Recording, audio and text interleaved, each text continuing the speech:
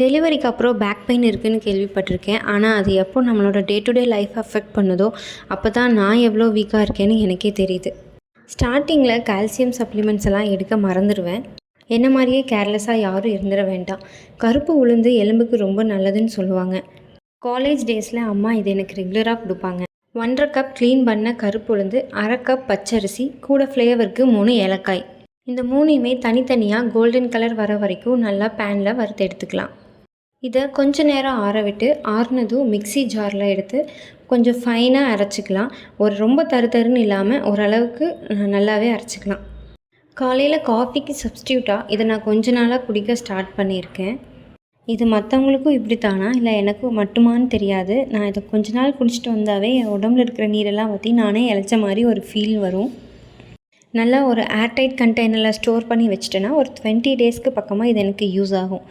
ஒரு பாத்திரத்தில் 1 கிளாஸ் தண்ணி, 1 ஸ்பூன் இந்த மிக்ஸ் ப்ளஸ் நாட்டு சர்க்கரை இல்லை பனங்கற்கண்டு, பனங்கருப்பட்டி அந்த மாதிரி எது வேணாலும் இது ஸ்வீட்னஸ்க்காக நீங்கள் சேர்த்திக்கலாம். இல்லை ஸ்வீட்டே இல்லாமல் குடிக்கலாம் அப்படின்னாலும் ஓகே தான். நான் கொஞ்சம் எனக்கு ஸ்வீட்னஸ் சேர்த்தி லம்ஸ் இல்லாமல் நல்லா கரைச்சி விட்டு அதுக்கப்புறம் நான் ஸ்டவ்வில் நல்லா கொதி வர கொஞ்ச நேரம் 2 மினிட்ஸ் நல்லா கொதிக்க விட்டு அதுக்கப்புறம் இறக்கிடுவேன். இதில் கொஞ்சம் ஒரு 1/4 கிளாஸ்க்கு பால் சேர்த்தி குடிக்கிறதா இருந்தாலும் குடிக்கலாம். இதில் 1 ஸ்பூன் மிக்ஸ் எக்ஸ்ட்ரா சேர்த்தி நல்லா கெட்டியாக கிளறி அதில் கொஞ்சம் தேங்காய் பூ தூவி கூட நாம் இதை ஸ்பூனில் எடுத்து சாப்பிட்லாம். ஆதினிக்காக அப்பா இன்றைக்கி கோயிலுக்கு போயிட்டு ஒரு டாய் ஒன்று வாங்கிட்டு வந்திருந்தாங்க. நான் சின்ன வயசுலேருந்து எந்த கோயிலையும் இந்த டாய் பார்த்ததே இல்லைங்க. நான் மட்டும்தானா இல்லை எல்லோரும் பார்த்துருக்கீங்களான்னு தெரியல. சப்போஸ் யாராவது இந்த டாய் பார்த்துருந்தீங்கன்னா எஸ்ன்னு சொல்லி கமெண்ட் பண்ணுங்கள். நல்ல ஒரு சிம்பிள் மெக்கானிசம் தான். ஆனால் நல்லா பார்த்து பழகின குழந்தைங்களுக்கு இது ஒரு கொஞ்ச நேரம் நல்லா எங்கேஜிங்காக இருக்கும்.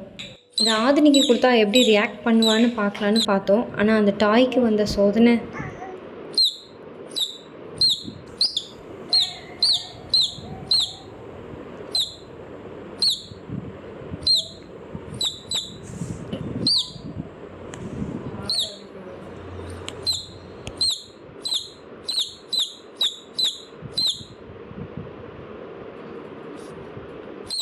சோலி முடிஞ்சு.